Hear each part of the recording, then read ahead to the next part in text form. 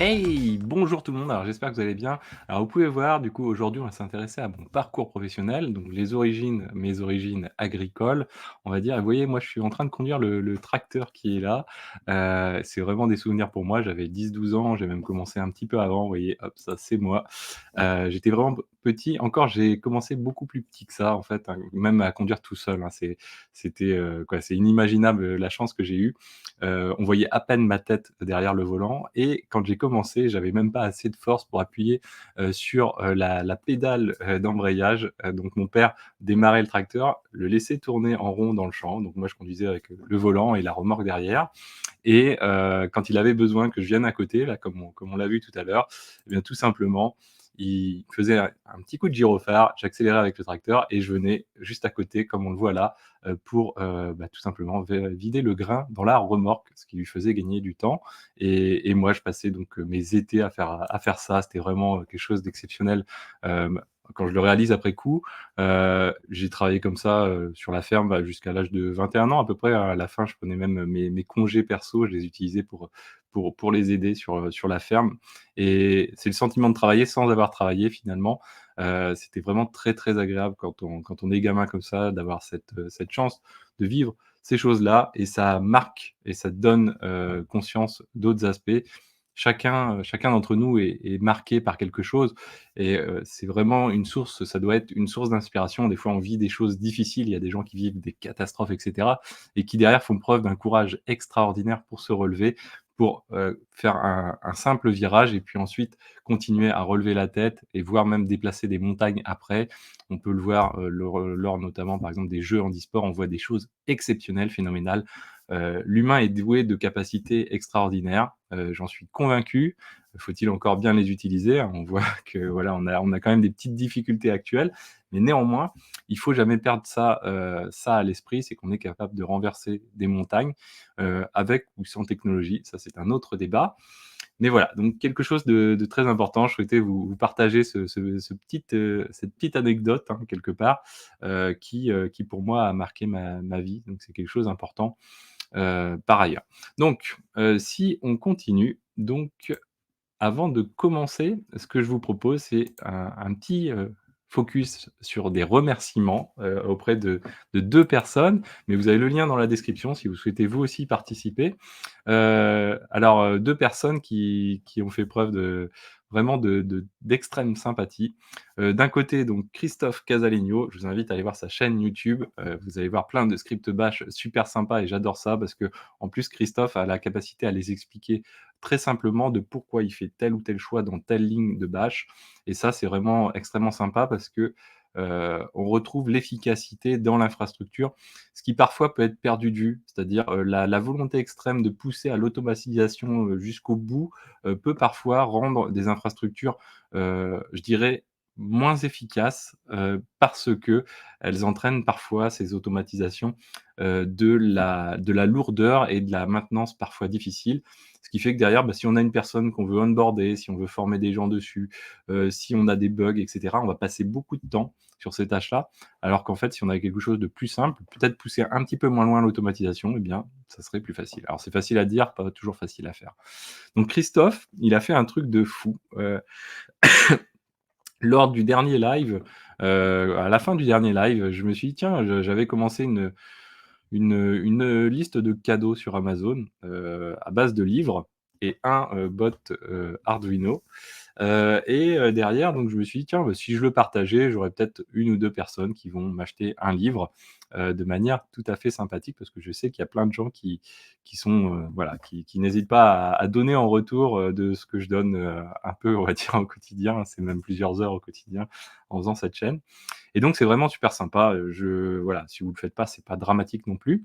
Et d'autres, voilà, sont membres de la chaîne. Vous êtes plus d'un millier de personnes qui sont membres, financiers, de la chaîne. Donc ça, c'est vraiment un soutien qui est vraiment important au-delà de l'aspect financier. C'est que derrière, ça m'oblige un petit peu à m'engager quand on a des coups de mou, coups durs, et cetera. On a des flottements et bien voilà, ça peut être quelque chose d'important.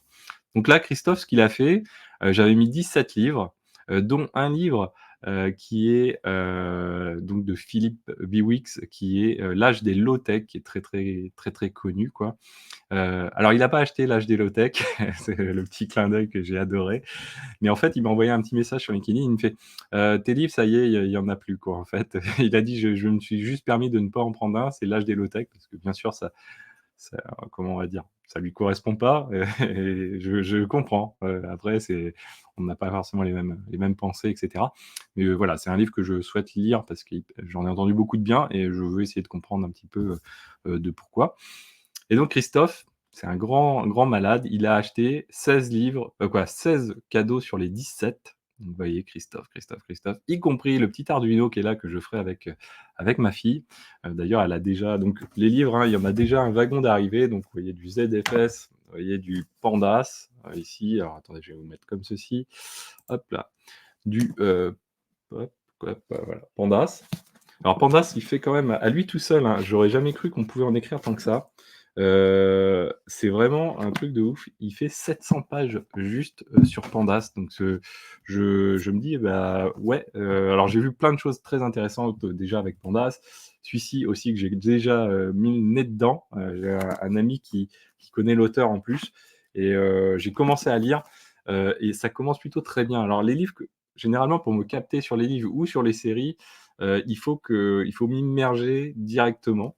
J'en ai parlé encore, avec Christophe qui produit des courts métrages, qui m'a fait l'honneur de m'en partager un. Heu, Moi, il faut me capter dès le début, c'est assez délicat. Sur les livres, c'est ça.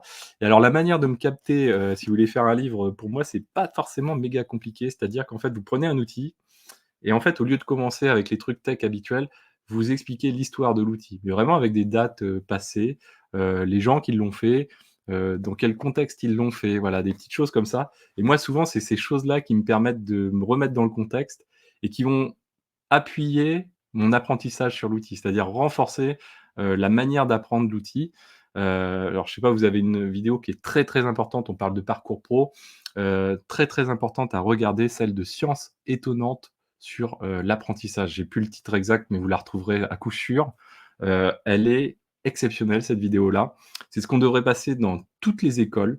Si vous êtes prof dans une école, d'ingénieurs ou, de techniciens informatiques ou pas, passez-la à vos étudiants. Ça dure vraiment pas longtemps et je dirais que c'est, par rapport au temps passé et aux choses qu'on y apprend, c'est les fondamentaux de la vie. C'est ce qu'on devrait passer dans toutes les écoles. C'est comment apprendre, les fausses bonnes, méthodes pour apprendre qui sont véhiculées sur le web un peu partout et les facteurs qui font qu'on va mieux apprendre, notamment l'utilisation des sens. C'est quelque chose qui est indispensable. Alors je sais que moi ça joue beaucoup sur les livres notamment, c'est-à-dire que quand on a un livre, alors c'est un truc que vous allez me prendre pour un fou, il a une odeur, il a une granularité, on a un contexte quand on le prend, c'est physique quoi. Et donc derrière moi je fais une prise de notes, hein, vous voyez j'ai déjà, quelques notes dedans. Heu, la prise de notes va avec aussi, c'est-à-dire, on va l'écrire. Moi je fais éventuellement des fois des petits dessins, des petits croquis et cetera. Tout ça fait que, on va avoir du sentiment, des sentiments dans ce qu'on fait et on va le retenir d'autant mieux. Et puis aussi, il y a le fait de revenir à cycle régulier sur ce qu'on apprend, c'est d'où l'intérêt des cahiers par exemple, mais ça peut être, quelque chose d'informatique, hein, il y a pas de chacun ses méthodes, mais revenir à cycle régulier dessus, à espace-temps éventuellement un petit peu, étalé. Et d'ailleurs, donc David Louapre, donc Science étonnante, nous partage, sa méthodo avec, alors je sais plus l'intitulé exact, mais des cartes et repiocher des cartes, c'est extraordinaire, très, très bonne vidéo. Alors, OpenTelemetry, même si j'en ai pas entendu que, on va dire, que alors c'est pas que du bien, mais, il y a ce que je pensais derrière. Peut-être qu'un jour je vous dirai ce que j'en pense, d'un point de vue stratégique, on va dire. Voilà. J'en dirai pas plus. Ensuite, Graph Data Modeling in Python. Ensuite, Applied, Geospatial, Data Science in Python. Vous comprendrez le géospatial juste quand je vais en parler juste après. Hem, Hop là, voilà. Donc le petit robot bot Arduino et System Programming in Go, with Go plutôt. System Programming, c'est quelque chose qui est assez important. Je vois des gens qui se lancent dans eBPF et cetera. Derrière, ça fait appel quand même à beaucoup de programmation système. Alors certes, on peut le faire sans en avoir conscience, mais malgré tout, c'est quand même assez bien de s'y intéresser ou en tout cas de s'y replonger parce que généralement, il y a pas mal de gens qui l'ont déjà pratiqué plus ou moins avant, mais plutôt moins, mais généralement, voilà. Deuxième grand merci à Marc Rousseau également, donc qui lui a laissé en plus plusieurs petits commentaires. Modeste contribution à une personne qui le mérite. Alors ça, c'est toi qui le dis, c'est pas moi, de la part de Marc Rousseau. J'ai eu ces dernières semaines en plus plein de messages extrêmement sympathiques de votre part. Plein de gens, plein de retours. J'ai fait une petite conf, alors bon, j'ai grillé la conf, hein, j'ai mis 1 heure au lieu d'1 demi-heure, mais beaucoup de gens quoi, j'ai eu plein d'échanges avec, beaucoup de gens qui m'ont partagé, soit la chaîne et cetera quoi, des éléments, qui les ont permis en disant: «Merci pour ce que tu fais, ce que tu apportes à la communauté et tout». Ça me touche beaucoup parce que, moi, c'est pas pour l'aspect financier que je le fais, hein, avant toute chose. C'est vraiment pour le partage. Le partage, alors de l'open source ou pas forcément, hein, c'est le partage de la connaissance d'un point de vue général. Pour moi, les livres, hein, c'est vraiment quelque chose qui a une valeur extrêmement importante. Je voyais une fois une jeune, influenceuse de notre domaine, heu, qui, heu, qui pestait un petit peu, alors jeune, mais qui pestait un petit peu sur le prix des bouquins ENI, donc à 54 € et qui disait: «Ouais, pour 54 € c'est cher, et derrière, bah, nous, on n'a pas forcément les moyens de se payer ça» et cetera. À côté, voilà, on s'empêche pas de boire des bières, toutes les semaines et 54 € en nombre de pintes, c'est vite rattrapé et surtout, ça peut apporter même le peu qu'il y a dedans, des fois, ça peut apporter beaucoup pour une carrière. Après à chacun d'en juger, hein. C'est pas juger la personne, mais ce que je veux dire par là, c'est que le prix d'un livre, vous pouvez le récupérer au centuple derrière. Alors il faut faire le choix des bons livres aussi, hein, mais ENI ont aussi de très bons livres, donc voilà, hein, j'ai pesté une fois sur le bot de ENI qu'ils ont mis en place en matière de communication sur, LinkedIn. Néanmoins, voilà. Alors du coup, si on en revient à nos moutons, comment on en arrive de où je suis parti et on en arrive à être youtubeur à 96 200 abonnés, 1 500 et quelques vidéos? Bah, ça se fait tranquillement avec, un parcours professionnel donc que je vais vous passer je vais essayer de le faire assez brièvement quand même. Heu, je tiens quand même à comment dire? À vraiment insister sur l'intérêt d'une mixité entre, des personnes qui sont, formées à l'origine en informatique. Moi, c'est un peu mon rêve, loupé quelque part, mais j'ai pas de regrets non plus par ailleurs. Donc une mixité entre ces personnes et les personnes qui sont en reconversion ou les personnes qui sont complètement autodidactes dans ce domaine. Cette mixité apporte une richesse assez importante, notamment au sein des équipes et ça, c'est vraiment quelque chose qui est important. Heu et on va avoir vraiment des visions parfois qui vont être assez différentes dans les modes d'apprentissage, dans la réalisation des choses, dans, les confrontations d'idées et cetera. Donc c'est vraiment très, très intéressant d'avoir l'ensemble, hein. C'est vraiment quelque chose qui est un ensemble. Je dis pas qu'il y en a un qui est mieux que l'autre, pas du tout, mais voilà, c'est une variation qui est extrêmement importante. Alors effectivement, donc moi j'ai grandi dans une ferme. Je passais beaucoup de temps, sur l'exploitation agricole. Par ailleurs, alors je vous ai pas partagé, j'ai commencé, donc tout petit, bah, à peu près dans les mêmes âges qu'on a eu, à avoir un Amiga 500 pour commencer. Dessus, je faisais beaucoup de tableurs, alors c'était pas Excel, je sais plus Maxiplan, je crois que c'est un truc comme ça s'appelait Maxiplan. J'adorais les trucs comme ça parce que j'avais l'impression de faire des calculs, un peu comme à l'heure actuelle, on est tout content quand on fait de l'algorithmie. Et c'était extraordinaire pour moi, j'étais tout gamin, je faisais ça. Il y avait déjà des programmes, hein, il y avait du MS-DOS aussi, donc après avec, j'ai eu un Pentium, heu, Pentium combien? Pentium non, pas Pentium 3 déjà, non, je crois que c'était un ah non, j'ai eu un SX quelque chose, enfin bref, peu importe. J'ai fait ça, j'ai fait sur l'Amiga 500, j'ai fait de la musique aussi dessus, c'était assez rigolo quoi. Donc ça plus, bah, du gaming, hein, ça a été un de mes défauts jusqu'à mes 21 ans, on va dire. Je suis né en 79, hein, pour ceux qui veulent vraiment avoir les détails des choses, voilà. Heu, donc en fait, j'ai fait une filière générale jusqu'à la fin de mon bac, et ensuite j'ai fait des études un BTS agricole. La filière générale, la fin, donc je l'ai fait donc j'ai fait un bac S, biologie et écologie et c'était en lycée agricole. Donc là, ça a été un petit loupé quelque part parce qu'en troisième j'étais plutôt pas dans les moins bons de la classe, on va dire. J'étais plutôt, assez bon en anglais, hein, voilà. Et finalement, être en lycée agricole, ça m'a détruit complètement parce que je me suis retrouvé, en seconde où on était mixte en classe, ce qui était, voilà, enrichissant par ailleurs. Mais voilà, moi j'avais pas de mal du tout à être dans les tout premiers en seconde parce qu'il y avait des personnes à côté qui allaient faire un bac pro, qui allaient faire, un bac technologique et derrière les niveaux étaient différents dans les matières générales en tout cas. Malgré tout, voilà, c'était super intéressant et derrière, voilà, j'ai fait mon bac S et même au bac S, c'était assez marrant parce que, voilà, dans les mêmes chambres parce que tout le monde était interne, ça, c'était vraiment super sympa. Dans les mêmes chambres, j'avais des amis qui faisaient un BEP, moi, je faisais mon bac S, d'autres faisaient, donc un bac technologique et on n'avait pas du tout les mêmes affinités avec les études, et les mêmes thématiques dans les études et des fois on regardait ce que l'un faisait et ce que l'autre faisait, strictement rien à voir. Et ensuite donc du coup, j'ai eu mon bac, assez tranquillement, donc je bossais pas de folie. Alors à part en terminale, on avait un prof de maths qui nous donnait du travail de malade, donc on ne passait notre temps qu'à faire des maths, donc du coup le niveau a encore baissé encore plus. Et derrière, donc j'ai fait mon BTS agricole. Alors là, c'était vraiment, je faisais vraiment, pratiquement rien du tout. J'ai même, séché pas mal de cours. Voilà, pas sérieux du tout. Et derrière, donc du coup, même avant de finir mon BTS, j'ai passé un concours pour rentrer dans la fonction publique que j'ai eu, avec de la chance, hein. C'est vraiment de la chance pour le coup parce que je suis tombé sur des matières, et des questions surtout, y compris à l'oral, qui étaient, sur lequel j'ai eu de la chance. Je connaissais vraiment très bien ce sujet-là. Si je serais tombé un quart de poil à côté, ça serait passé complètement différemment. Donc, on était, je sais plus, 2000 au début sur ce concours.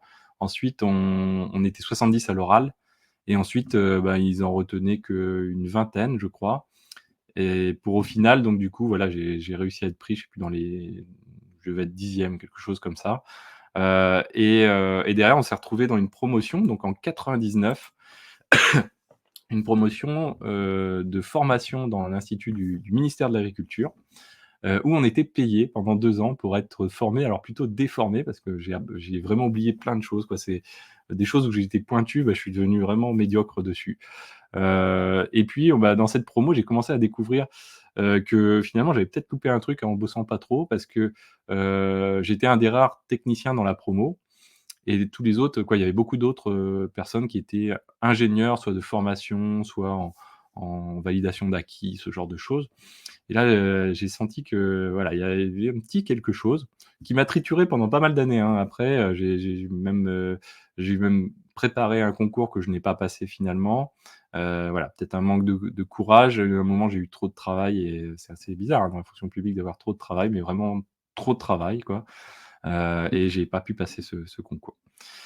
Bref, donc 99, 2001, je démarre quoi, plutôt 2000, même, non, 2001, donc je démarre, mon 1er job. Donc en 99, je commence à toucher mes premières payes, donc j'avais même pas 20 ans, à l'époque, parce que je suis né en fin d'année. Donc je commence à toucher mes premières payes, c'est extraordinaire. Pas de la paye, en mode CDD et pas en mode, stage. C'est, voilà, à 19 ans, je touchais une paye comme un CDI et je savais que j'avais un métier entre guillemets «à vie». C'est assez bizarre, mais c'est comme ça un peu.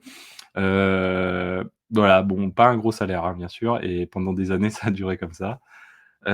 Derrière, donc du coup, je commence le vrai job, donc je sors de cette école en 2001. Je rentre dans à la préfecture de la Manche, donc on était au choix, hein. Moi, j'ai essayé de me rapprocher de chez mes parents qui sont dans le Calvados, en Normandie, hein, tout ça et j'ai vraiment de la chance finalement déjà d'une part, j'étais pas loin de chez mes parents, derrière, j'ai un contexte extrêmement épanouissant pendant 3 ans, quoi, en fait. des collègues, un chef, vraiment un cadre, global. Je pouvais faire du sport alors donc, à l'époque, hein, je mangeais beaucoup de sport, c'est-à-dire, tous les jours, je faisais, presque 2 heures de sport et voilà, c'était exceptionnel pour moi. Heu et donc, je me retrouve catapulté, à la tête d'une espèce d'équipe de donc il y avait à la fois des titulaires, quelques-uns et puis, par moment, donc on avait des dossiers à traiter et il fallait, encadrer une vingtaine de personnes et là, j'ai beaucoup appris. Ça a été mon 1er, on va dire, faux pas un peu. C'est-à-dire que je suis passé du mode où je faisais confiance vraiment aux gens, donc je l'ai laissé pour moi, voilà, j'avais une accointance au travail qui émanait, de l'exploitation agricole, c'est-à-dire, se donner à fond et tout et il y a du résultat à la clé et cetera.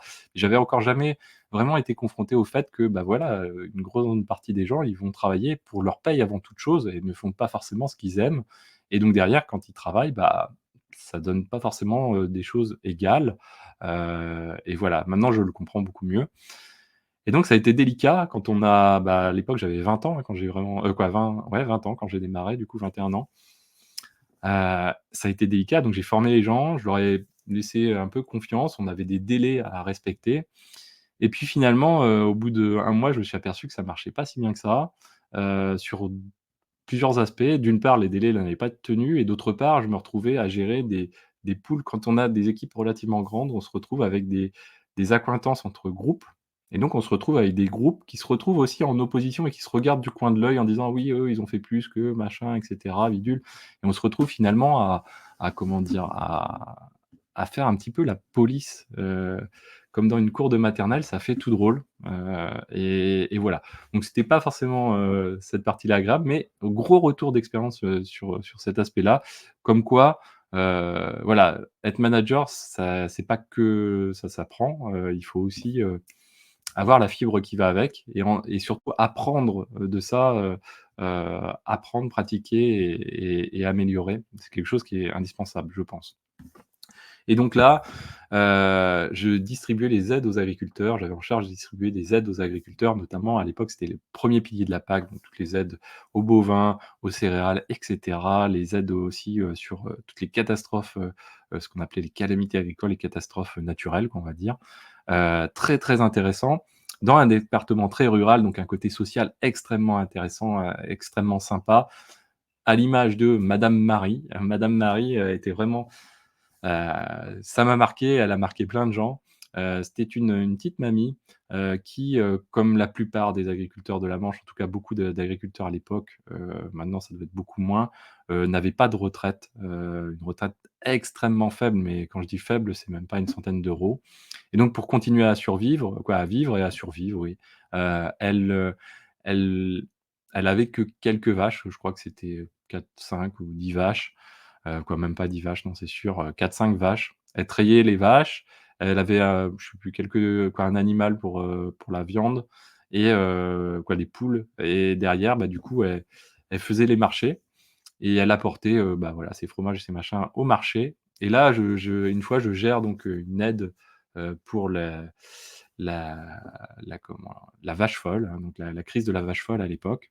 Donc j'avais même eu, la malchance de participer aux histoires d'abattage, de troupeaux de cheptels, globaux, quand, on allait avec les services vétérinaires, la police et cetera la nuit pour faire des abattages de troupeaux, avec des éleveurs en pleurs, complètement, terrible moment quoi, en fait, un terrible moment. On les retrouvait le lendemain au bureau pour essayer de trouver des aides qu'on pouvait leur donner et tout. Heu Très formateur, pour le coup, très formateur, sur le côté, social, le rôle social que pouvait avoir le service public notamment et surtout très formateur sur, heu,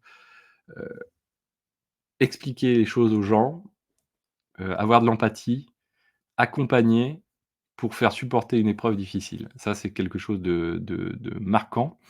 Voilà. J'avais aussi déjà commencé, alors là, à faire, aussi mes faits d'armes, sur, des changements un petit peu d'habitude. Ça dans la fonction publique, j'ai eu plusieurs, cas comme ça. Bah, par exemple, voilà, à l'époque, il y avait 10 000 agriculteurs dans le département de la Manche. Heu, 1 année où on met des règles européennes très strictes, cette fois-ci, beaucoup plus strictes en matière d'identification, bovine et cetera. Et là donc, les équipes de contrôleurs toute l'année, paf, ils trouvent du monde et à la fin de l'année, donc on édite ce qu'on appelle des courriers de pénalité et on envoie sur les 10 000 agriculteurs 3 500 courriers de pénalité, c'est-à-dire 3 500 sanctions financières. Et là, je me dis: «Ça va pas le faire». J'en parle à mon directeur, il me fait: «Mais c'est une catastrophe». Il me dit: «Qu'est-ce qu'on peut quoi, il faut pas qu'on envoie ça et tout». Je lui dis: «Mais on n'a pas le choix quoi, c'est les lois, la règle, c'est ça, et la Commission européenne nous impose ça. Mon métier m'impose de faire ça, quoi». Et donc derrière, j'ai réfléchi, mais ça a été assez rapide, heu et j'ai fait un espèce de best practice finalement, un carnet avec, l'ensemble des aides possibles, les contacts, à avoir et surtout les choses à ne pas faire et combien de fois on les a retrouvées, donc quelques statistiques pour guider les agriculteurs et on envoyait tout en même temps. Ce qui a aidé, faciliter un peu la communication dessus. On a fait vraiment beaucoup, beaucoup de communication. J'ai fait de la formation auprès des jeunes agriculteurs pour expliquer les aides de la PAC et cetera, les origines, comment sont prélevées ces aides auprès des contribuables et quel pourcentage en est reversé et cetera, pour bien remettre les choses en contexte. Et petit à petit, bah, dans le département, j'ai eu la chance, du coup, d'avoir une certaine aura auprès du monde agricole. Alors lié aussi parce que je venais du secteur, agricole également, mais voilà, c'était, quelque chose de formidable. En parallèle de ça, alors je vais, essayer d'accélérer sur ces volets-là. En parallèle de ça, bah, du coup, j'ai commencé à découvrir Access, Visual Basic et puis, du SIG avec MapInfo. Et là, je me suis rendu compte qu'en fait, en automatisant, pardon, des choses et en et j'ai pu me rendre compte, ça grâce à mon manager de l'époque, mon chef de service, j'ai pu me rendre compte de la valeur de la donnée. Ça existait déjà en fait en 2001, pas sous la valeur, financière qu'on avait à l'époque quoi qu'on a maintenant, mais sous la valeur, de la richesse, l'ouverture que ça peut donner, en matière d'information et de connaissance d'un territoire. C'est-à-dire que toute l'année, dans à peu près tous les départements de France, bah, on collectait des formulaires, hein, pour verser des aides et cetera.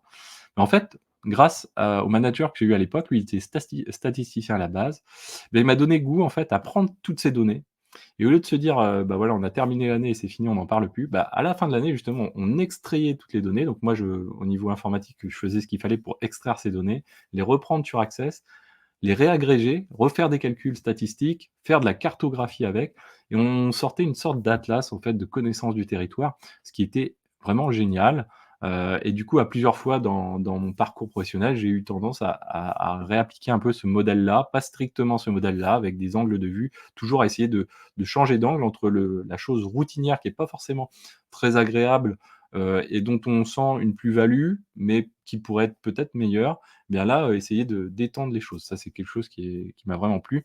J'ai fait la même chose ensuite dans la préfecture des Yvelines, même travail à peu près, avec, un spectre un petit peu plus large et il m'est arrivé des choses, assez folles dans le département des Yvelines.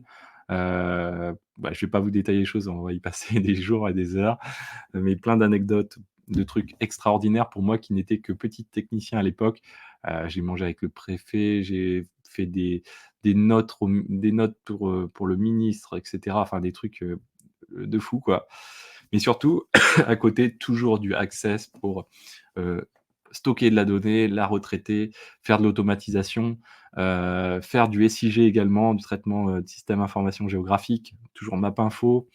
Et puis ensuite, en 2007 à peu près, je suis rentré au ministère de l'écologie. Voilà, j'en avais un petit peu marre des aides de la politique agricole commune, européenne qui changeaient en plus, à fréquence régulière et qui faisait qu'on avait un rôle pas toujours agréable avec les agriculteurs. Dans les Yvelines, moment marquant, j'ai fait 3 réunions dans le département, avec 300 agriculteurs à peu près à chaque fois et 300 agriculteurs qui avaient quasiment, on va dire, le couteau entre les dents, face aux réformes de la politique agricole commune. Et quand vous faites des présentations devant des gens comme ça, faut être, armé, faut être habile, et ça pour moi, là, c'était alors à cette époque-là, c'était un domaine où je vais pas dire j'excellais, mais inconsciemment, je m'en tirais extrêmement bien. C'était un truc de fou, quoi. Pour moi, l'oral, c'était un truc, assez extraordinaire de facilité. J'adorais ça et même dans ces contextes-là, là, on pouvait parler de conflit, hein, réellement. 300 personnes, échauffées à blanc, heu, c'était, extraordinaire, quoi. Pour moi, c'était vraiment, très, très enrichissant à titre personnel. C'est-à-dire comment expliquer à des gens, comment regarder un ensemble, un public aussi global et essayer de cerner à quel moment on pousse les choses, à quel degré, mais en même temps derrière, comment derrière on essaye d'atténuer les choses, peut-être avec, alors je vais pas dire une blague, mais, des choses plus modérées, pour essayer de gérer une foule, comme ça et pas se retrouver finalement la tête au bout d'une fourche, quoi, quelque part. Donc vraiment passionnant. Et donc je suis arrivé ensuite au ministère de l'écologie, un peu pistonné, justement, bah, avec ma directrice, des Yvelines qui était arrivée au cabinet de Jean-Louis Borloo, si je dis pas de bêtises.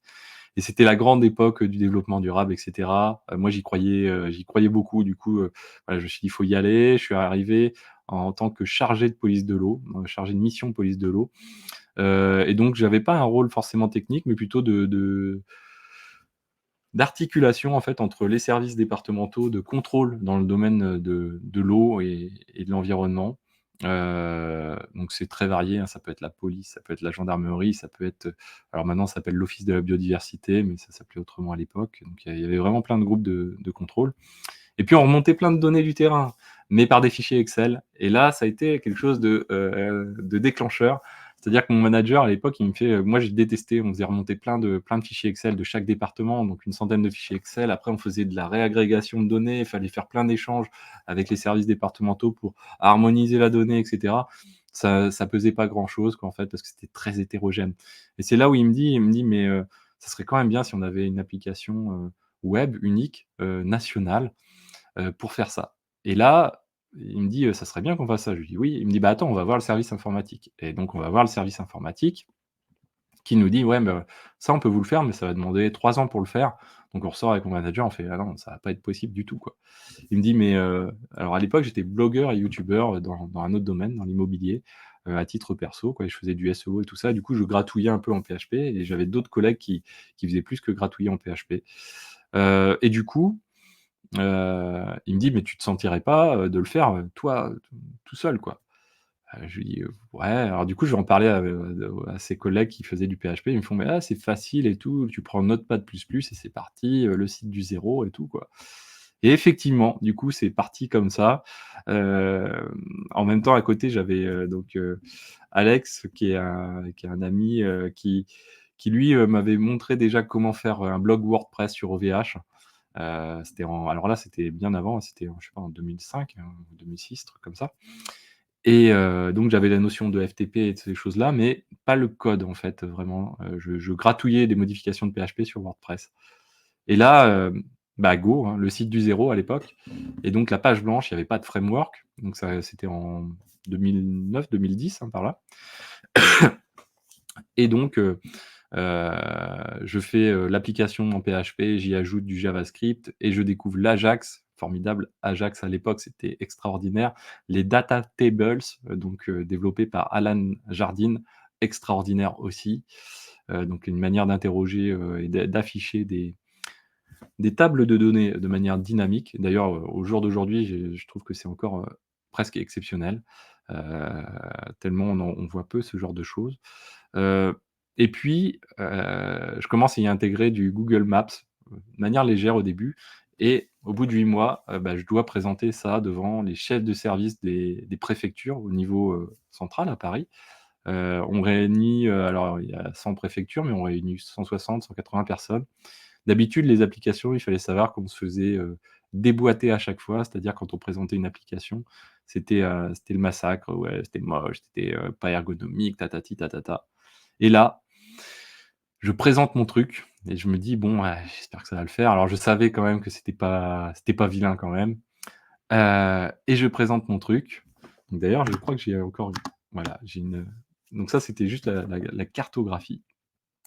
Hop, on va se remettre comme ceci et je présente mon truc et là, donc ça, c'est juste une représentation des points, je crois, sur une seule année, donc des points de contrôle et là, c'était que des points. Après, je suis passé, au level après j'ai gratouillé, gratouillé, j'en ai rajouté dans l'application à n'en plus finir des trucs et là donc je présente ce truc-là et il y a une personne qui se lève à la fin, qui prend le micro et qui fait donc moi j'étais en tribune et qui fait, «Bonjour Xavier». Alors bon déjà bon tout le monde me connaissait de prénom mais en fait, juste comme ça quoi et «Bonjour Xavier, franchement des applications comme ça, c'est ce qu'on rêve d'avoir au ministère».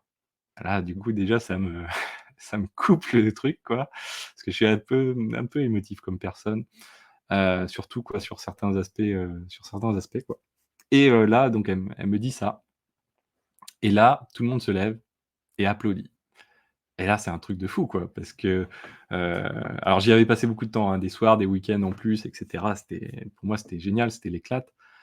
Sortir ça et y avoir mis un peu de ses tripes, c'était vraiment extraordinaire pour moi, quoi. C'est un truc, très, très, très marquant et donc derrière, j'ai continué ce truc-là.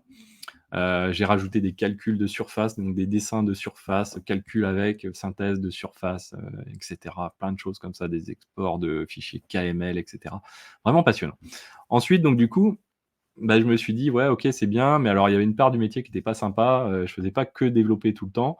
C'est que je faisais, bah, de la réponse à des courriers parlementaires, je faisais de la rédaction de circulaires, plus ou moins ambiguës et compliquées, donc pas agréable, des réponses, à des courriers du ministre, des réponses de notre ministre à aux parlementaires à l'Assemblée nationale, ce genre de trucs. Donc en fait, hein, quand les ministres lisent les choses répondent à des parlementaires, tout ça est déjà prêt à l'avance, hein, quand vous voyez l'Assemblée nationale et en fait, c'est écrit sur papier, ils ont déjà la question et ils ont déjà des services, des gens qui ont bossé pour préparer une réponse, en fait, hein, quelque part. Pas tout le temps, mais assez souvent.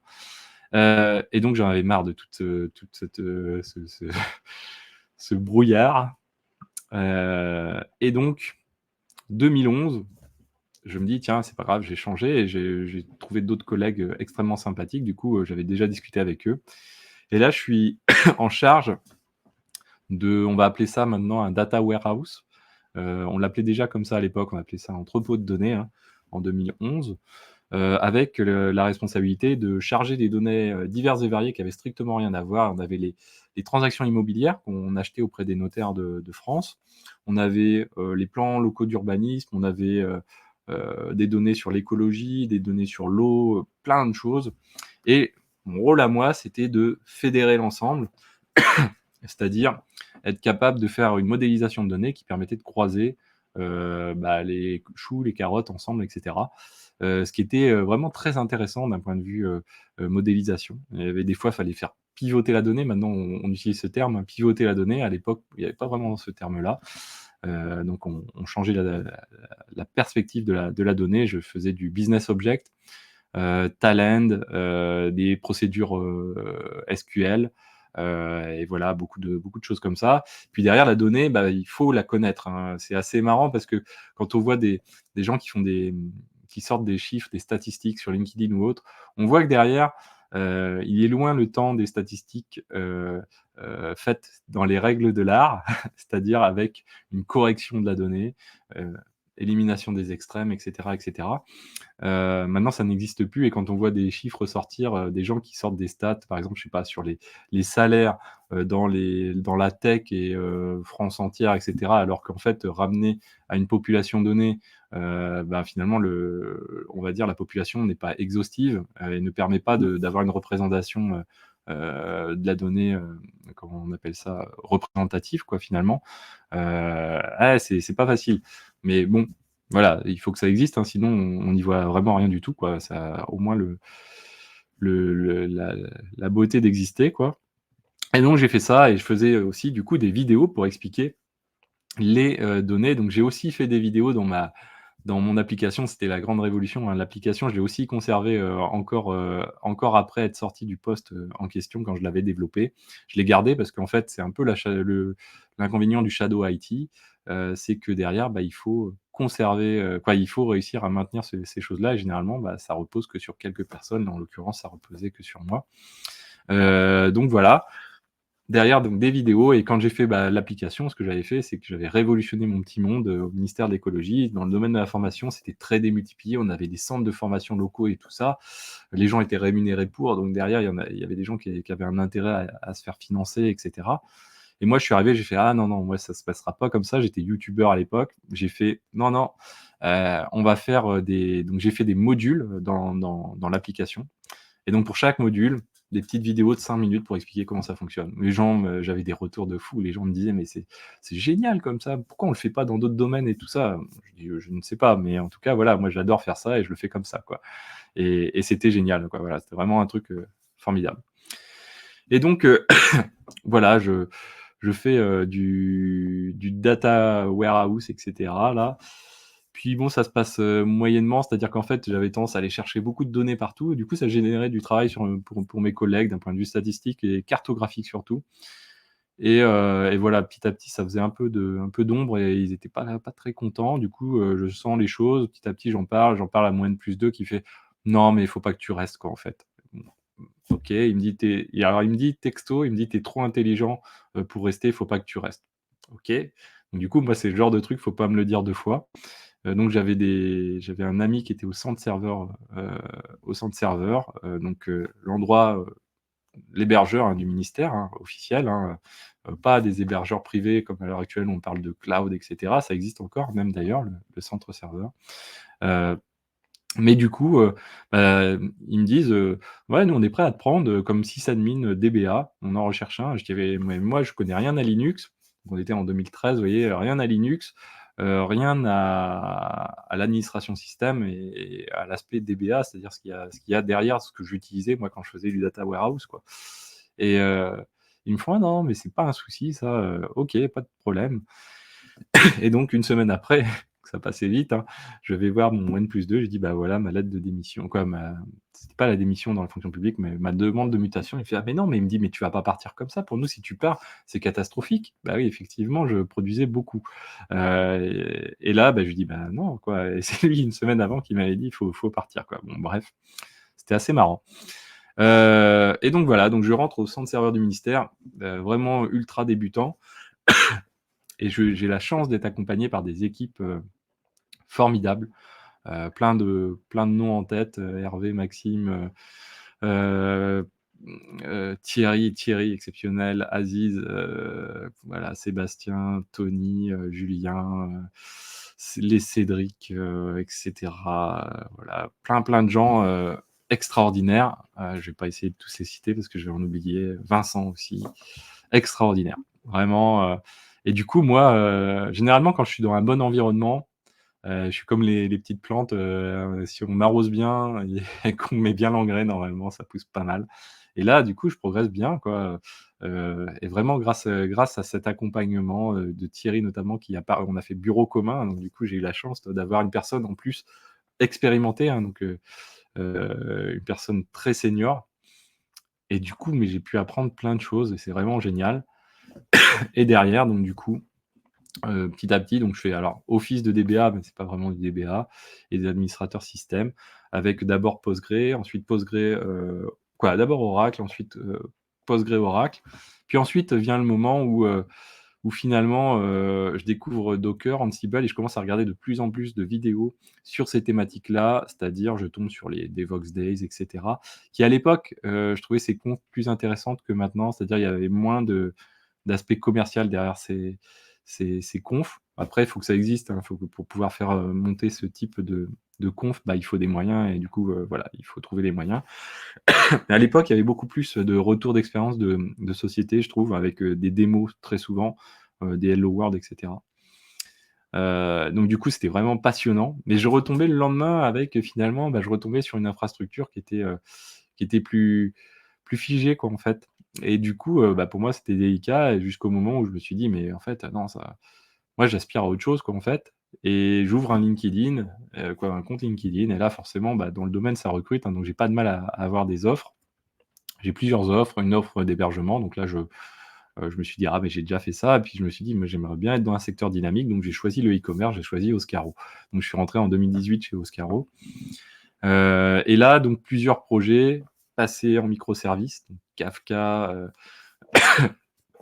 la gestion, de service discovery, Docker, donc passer tout ça sur Docker, Ansible, Postgre en haute dispo, Ansible bonne pratique et donc on m'embauche comme DevOps et c'est là où je découvre Bah, un truc que j'avais pas cerné, c'est que quand on prend un ingénieur DevOps avec ce rôle-là, généralement, c'est que entre les équipes dev et ops, il peut y avoir, un manque, quoi, moins de fluidité. Et ce qui était un petit peu le cas, en tout cas les devs le percevaient comme ça. Donc du coup, je suis arrivé et puis rapidement, bah, finalement les devs venaient un peu plus me demander les choses à un moment donné. Et puis, bah, voilà, c'est délicat au début, on sent qu'on marche un petit peu sur des œufs.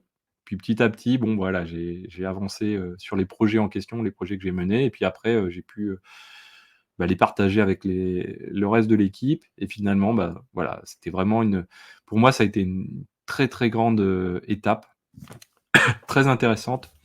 C'est là où ça a été encore un tournant un petit peu dans ma carrière pro, qu'on va dire, où je me suis rendu compte que ça me plaisait vraiment le côté infrastructure, penser, discuter à plusieurs de ces choses-là.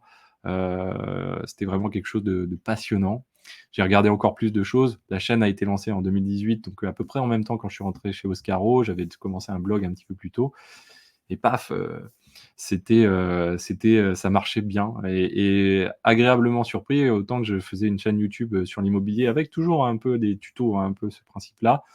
Bah, sur l'immobilier, je me faisais déboîter, démonter par une partie des gens, en tout cas quelques-uns. Alors que là, je démarre la chaîne YouTube, à l'époque, vraiment et même encore maintenant, hein, vraiment les gens sont très, très, bienveillants, sympas, et cetera. Donc c'est vraiment extraordinaire, quoi. Et donc voilà, moi je perce en plus en même temps avec la chaîne YouTube et puis finalement, j'ai un échange avec une super SS2I qui s'appelle Ornes, que je vous recommande si vous voulez travailler dans le domaine quoi, avec une SS2I, dans une SS2I, Ornes, je vous recommande vraiment, des gens très, très sympas, et qui me disent: «Bah, nous, on aimerait bien bosser avec toi, on aimerait te proposer quelque chose qui peut quoi, qui te conviendrait. Qu'est-ce qui te conviendrait?» Voilà ce qu'on fait un peu comme dans les domaines qu'on couvre et on me fait découvrir, notamment grâce à Adrien, heu, le rôle de sysadmin basse latence, en tout cas, la nécessité de très haute performance dans le domaine des infrastructures de trading, heu, dans les banques. Et là, moi qui est, autodidacte, et en reconversion, qu'on va dire, en tout cas, bon, la reconversion était passée, mais on y est toujours finalement en reconversion. Je me dis: «Bon, bah, tiens, c'est l'occasion de percer plus dans l'administration système» parce que quand on lit les blog posts un petit peu partout, on voit il y a des gens qui partagent des choses en disant: «Ah mais ça sur Linux, c'est indispensable de connaître» et moi, mon sentiment à l'époque, ça faisait, combien de temps? Ça faisait du coup 6 ans, 7 ans que je faisais du Linux. Mais ces gens-là, disaient: «Bah, ça, c'est important à couvrir et tout», mais jamais j'avais eu l'occasion de travailler ces sujets-là. Donc je me suis dit: «Mais je suis passé à côté d'un truc ou quoi?» parce que moi je m'en suis jamais servi, ça me parle absolument pas du tout, quoi. Et ça, je pense, c'est valable pour beaucoup de gens, hein, ce genre de choses. Donc du coup, là, ça m'a renforcé dans le fait de me dire: «Bah, le système, je connais pas trop, quoi». Donc du coup, on va placer la barre beaucoup plus haut au niveau du système et essayer d'atteindre un niveau que, voilà, peu de gens, sont amenés à rencontrer, en tout cas les problématiques que peu de gens sont amenés à rencontrer, d'où le trading et cetera. Passionnant, d'aspect extérieur. À l'intérieur, finalement, ça a été tout autre. Alors au début, j'ai découvert, ce monde, comment quoi la gestion de la performance, comment c'est fait, avec des pratiques, que beaucoup, reproduisent et derrière, par contre, voilà, du quotidien qui était très, très legacy, c'est-à-dire peu d'automatisation avec la volonté de pas trop automatiser parce qu'avec le risque quand on automatise, c'est si on fait une erreur vraiment de manière large, l'impact peut être très significatif, surtout, voilà, je vous fais pas de schéma sur ces choses-là. Donc voilà, c'était un peu en décalage avec ma chaîne YouTube où je prônais vraiment l'industrialisation, le DevOps et tout. Chez Oscaro, j'avais fait un big pipeline un pipeline de données, pas un big, mais un pipeline de données. Donc c'était génial et quoi, pas de données, un pipeline de déploiement, pardon, donc une chaîne CI/CD et donc heu, voilà, c'était quelque chose de de délicat, quoi, en fait, de se dire: «Mais qu'est-ce que je fais finalement?» C'est là où je me suis dit: «Bon, bah, go, quoi, je m'en vais, quoi». Et après je me suis dit: «Mais en fait, les SS2I, les gens ont beau être les plus sympas, les meilleurs du monde, en fait, c'est pas avec eux qu'on travaille». C'est ça, j'avais pas capté. Moi, je suis très naïf, par moment, j'avais pas capté et du coup, je me dis: «Bah, voilà, on va pas renouveler en SS2I. Donc là, je cherche, des jobs, j'ai plusieurs offres. J'en choisis une, mais voilà, je me suis loupé, quoi. Donc je pars chez, une société qui s'appelle BTP Consultant, projet très, très intéressant et qui là, continue encore et j'ai vu que les étapes, une étape importante venait d'être passée et c'est vraiment formidable. Qui recrute un ingénieur DevOps, sur du AWS, mais bon, dans la pratique, finalement, l'infra est relativement petite et moi, au-delà qu'elle soit petite, la délicatesse, c'est que je m'y suis pas retrouvé. Il y avait une SS2I qui faisait déjà le gros et le beau du taf sur AWS, donc du coup, je m'y suis pas retrouvé, c'était pas ce dont à quoi je m'attendais. Les infras petites, c'est pas un souci, il y a toujours plein de choses à faire et à apprendre. Heu, Ce qui compte, c'est le projet, hein, bien sûr, global. Et donc derrière, bah, voilà, ça matche pas et là, je me dis: «Bon, il faut que je trouve un autre job», et donc là, je fais plusieurs entretiens, plusieurs, ouais, 2-3 entretiens et je trouve Weborama et là, je sens que ça matche bien, avec des gens qui je sens qu'il y a du niveau technique et qu'il y a une, capacité à accompagner, à faire progresser. Chez Weborama, c'était formidable en tant que SRE. Et derrière, donc plein de techno, avec, du multi-cloud, du data center, physique, hein, donc aller mettre des serveurs et cetera. Donc pour moi, c'est génial parce que moi qui suis autodidacte et n'avais pas trop eu l'occasion de toucher à tout ça, formidable. Accompagné en plus par des gens extraordinaires, donc les Alexis, Amine, Rabat, et cetera. Enfin bon, que des gens super sympas. Chez Oscaro, pareil, hein, je peux citer quelques noms, Eddy, Baptiste, Sébastien, Slim, Germain, voilà, plein de gens super sympas, voilà. Et donc là, j'ai l'occasion de bosser sur, donc en tant que SRE, au début plutôt dédié sur, dans une squad spécifique et puis ensuite, j'ai rejoint l'équipe, qu'on appelait Core, hein, qui était vraiment globale et puis il y avait plus de SRE dédiés dans les équipes. Avec des problématiques, de performance, hein, de vitesse d'écriture, notamment en matière de base de données, beaucoup de hits, hein, des milliards de hits par jour, en requêtes HTTP. Donc très, très intéressant, vraiment très, très intéressant, sur un domaine de la publicité, et surtout une fine utilisation de Kubernetes. Quand je dis fine, ça veut pas dire un truc, de fou furieux. C'était justement un bon dosage sur une infrastructure et une bonne répartition sur des supports différents qui rend cette infrastructure extrêmement efficace. Vraiment très, très efficace, mis en place notamment par l'ancien manager que j'avais, heu et heu et ça, pour le coup, ça m'a marqué, c'est-à-dire savoir faire, les bons choix de simplicité, en permanence. C'est-à-dire que faire des choses simples, c'est une culture, en fait, hein. C'est vraiment pour moi, c'est vraiment une culture. C'est-à-dire que c'est quelque chose que chaque heure qui passe, on doit se dire: «Tiens, est-ce que je peux simplifier?» Si on ne sait pas quoi faire, est-ce que je peux simplifier quelque chose? Si on est en train de faire quelque chose de nouveau, est-ce que je suis en train de rendre, l'existant plus complexe ou pas? Et est-ce que ça le nécessite? Est-ce que ça peut, être intéressant ou pas de le faire? Est-ce que ça le nécessite par rapport à ce que ça rapporte ou pas? Et ça en permanence, finalement. Et c'est vraiment extrêmement intéressant. Par exemple, mon ancien manager, une fois, je me rappelle, je crois que c'est moi ou je sais plus, quelqu'un d'autre ramène un bout de code en Python, développé soi-même et il regarde le truc, on voit ce dont à quoi ça sert. Il fait: «Non», il dit: «On va pas le faire, on va pas le faire». Il dit: «Parce que c'est pas la peine, ça va rajouter la complexité, on n'a pas besoin de ça. Soit on le fait pas, soit on le fait autrement, mais on le fait pas, quoi». Et ça à de nombreuses reprises, pas pour, une volonté de pas bouger, parce qu'à côté on bougeait sur plein d'autres choses, mais vraiment bien doser les choses et ça c'est extrêmement important dans beaucoup d'infras où je suis passé, soit après coup, soit après. J'ai retrouvé, en tout cas cette problématique-là, aurait dû être abordée ou a été abordée, mais peut-être pas assez ou en tout cas, c'est quelque chose qui doit être présent vraiment au quotidien pour être bien dosé. Et puis, bah, voilà, les collègues sont partis, mon manager est parti.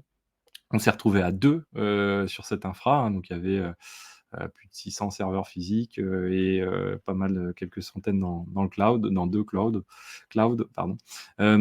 Et donc, du coup, bah, il y avait 2 options, soit je passais, lead, SRE, soit je m'en allais quoi, finalement, c'était un peu ça presque. Et du coup, mon collègue étant super sympa, je me suis dit: «Non, faut rester parce qu'on a quelque chose de sympa à vivre, quoi». Et puis mon ancien manager me dit: «Bah, c'est l'occasion aussi de progresser, quoi, de saisir une opportunité de carrière». Et donc je suis passé lead SRE, et donc on a recruté une troisième personne, on s'est retrouvé à 3 personnes. J'ai jugé que c'était pas forcément nécessaire d'en avoir une quatrième personne parce que l'infrastructure est tellement efficace, c'était du bonheur.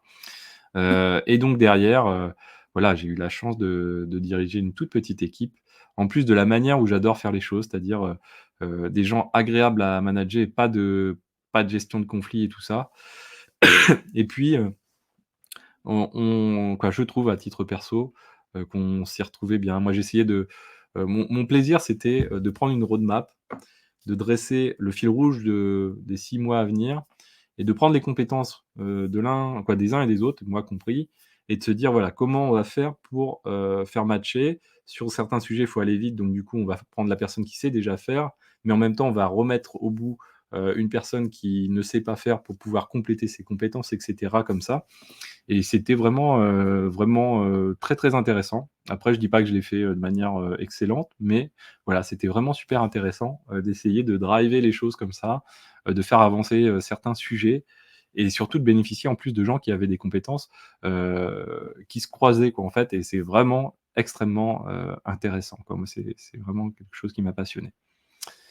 Et puis j'ai quitté ensuite, Weborama et je suis passé, je me suis dit: «Tiens, je vais faire un peu de formation, un peu de mission», des missions aussi dans le domaine toujours d'infrastructures de pub. Et finalement, chemin faisant, arrivé, maintenant il y a quelques mois à peine, j'ai décidé d'arrêter le domaine de la publicité qui pour moi représente un peu le domaine de la surconsommation. Et qui d'un point de vue éthique, pour moi, ça matche plus, hein. Je pourrais vous expliquer, comment se passent les choses derrière avec les cookies first, first, tiers, and co et les segmentations de dizaines de millions de personnes pour pouvoir les catégoriser et pour pouvoir, leur mettre de la pub ou envoyer des mails et cetera. C'est passionnant d'un point de vue technique, hein, parce que voilà, il y a des charges, serveurs et cetera qui sont passionnantes. Mais derrière, on peut pas dire que ce soit miraculeux et puis c'est pareil, hein, je vois des fois des gens qui disent: «Ah bah tiens, moi je suis en mode incognito avec mon navigateur et du coup voilà, je crains rien et cetera. En tout cas, on collecte pas mes données». Ce qui est pas tout à fait vrai, hein. On pourrait parler de cross device, comment on fait pour récupérer pour faire matcher, des devices différents et se dire: «Ça, c'est la même personne, le même profil» et ensuite lui donc même si elle navigue un petit peu incognito, pouvoir ensuite, bah, lui réaffecter à un moment ou à un autre, lui réaffecter, alors le but c'est pas de connaître le nom des gens, c'est de pouvoir, dire: «Ça, c'est un profil» pour pouvoir ensuite que ce profil-là, on le tienne et on puisse, lui donner, lui afficher ou lui afficher principalement, des choses qui lui correspondent, si on veut ne pas, être trop, heu, sale dans le dans le discours. Mais c'est passionnant, c'est vraiment un truc, passionnant, très, très intéressant. Et pourquoi il est intéressant? C'est que généralement les boîtes de ce domaine-là ont besoin de performance, mais avec, des ressources limitées. C'est-à-dire que vous allez avoir, je pense de très grosses boîtes qui ont les mêmes problématiques de performance à peu près, mais déjà, il faut déjà, avoir être dans un secteur particulier et derrière, bah, si les moyens sont un peu alors je vais pas dire infinis, mais les moyens sont assez importants en termes de nombre de personnes, en termes de moyens financiers surtout, c'est pas forcément quelque chose de très difficile. Par exemple, on peut aller dans le cloud, les performances, on les obtient toujours, avec de l'argent. Ça, c'est pas très compliqué.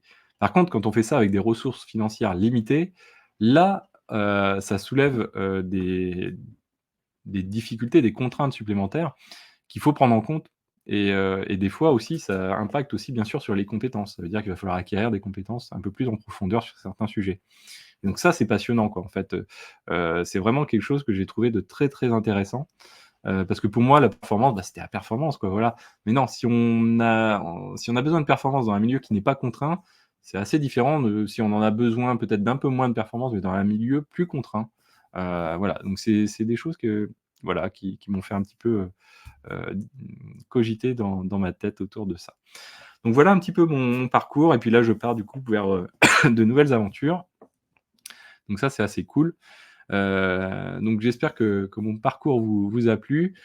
Si vous voulez me soutenir, du coup, vous pouvez toujours m'offrir des livres, là. Alors, dans ces livres, il faut quand même y voir, aussi une volonté de s'ouvrir un petit peu.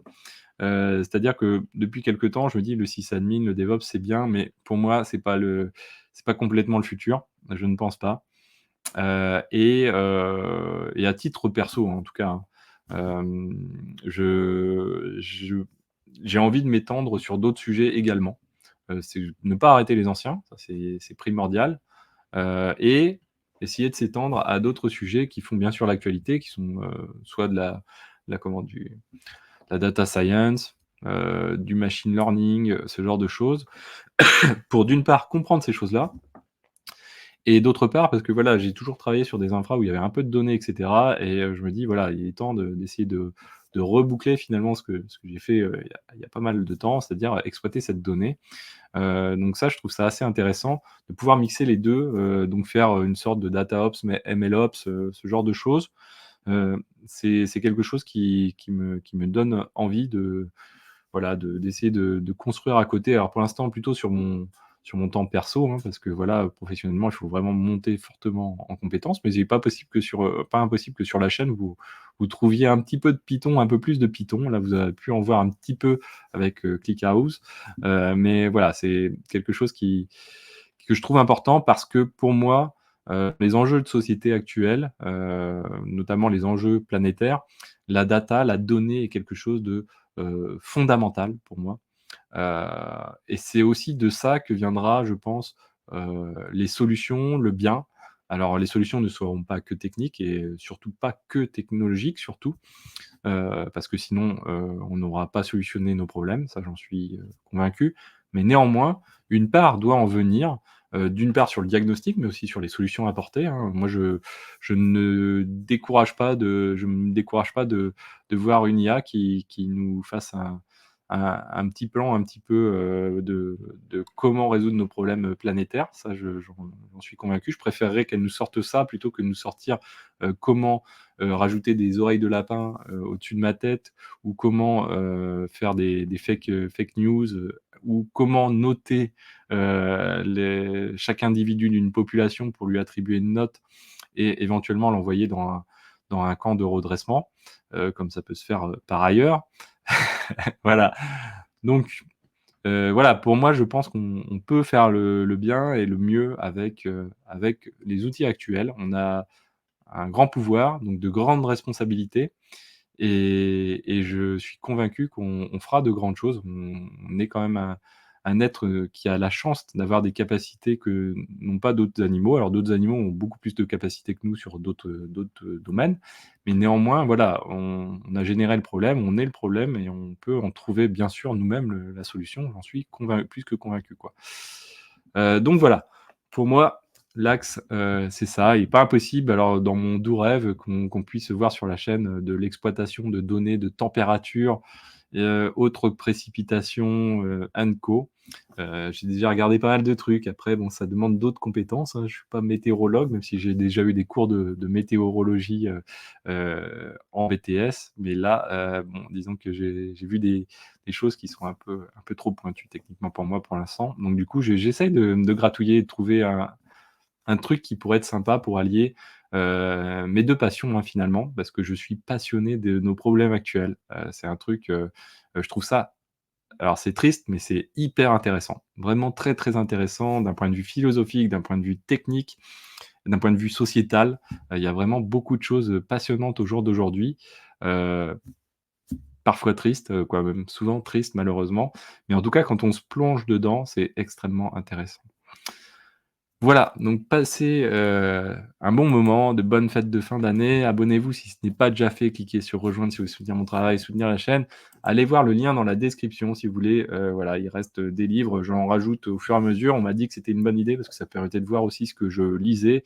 Alors désolé pour les gens qui veulent Devenir DevOps, le moment actuel fait que, je il y a peu de livres, orientés, DevOps.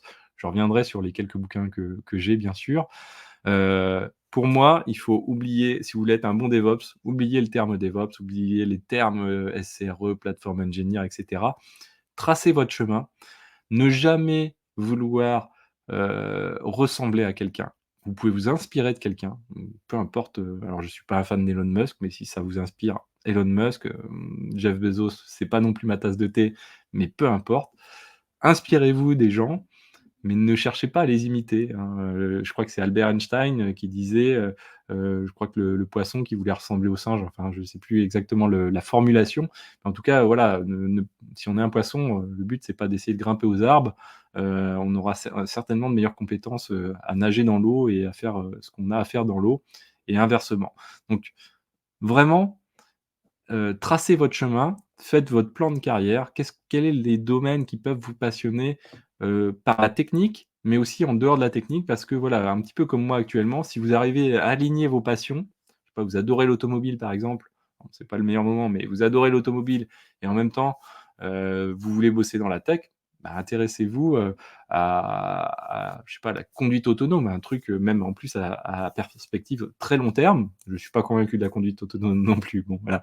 Bref, mais c'est pas grave, ça empêche pas que d'autres peuvent y être et ne laissez pas les gens, en plus, vous mettre des barrières. Voilà, par exemple, moi, je vous dis, voilà, j'en suis pas convaincu, mais pour autant, voilà, faites votre chemin, percez dans ça, essayez d'identifier les technologies qui sont, et les compétences qui sont nécessaires pour atteindre, cet objectif-là et ensuite, bah, peut-être que ça se fait pas dans une seule entreprise. Tracez votre chemin à réaliser et cocher les cases petit à petit, éventuellement rétrograder, hein. Moi, vous voyez, là, sur le dernier poste, j'ai baissé très largement mon salaire, mais parce que voilà, je veux essayer autre chose et voilà, donc pour moi, je pense que ce qui est important, c'est de s'accomplir dans la vie. C'est quelque chose qui est très, très important, et aligner la passion avec son quotidien, c'est, essentiel. Voilà, à très bientôt sur Xapi. Ciao à tous.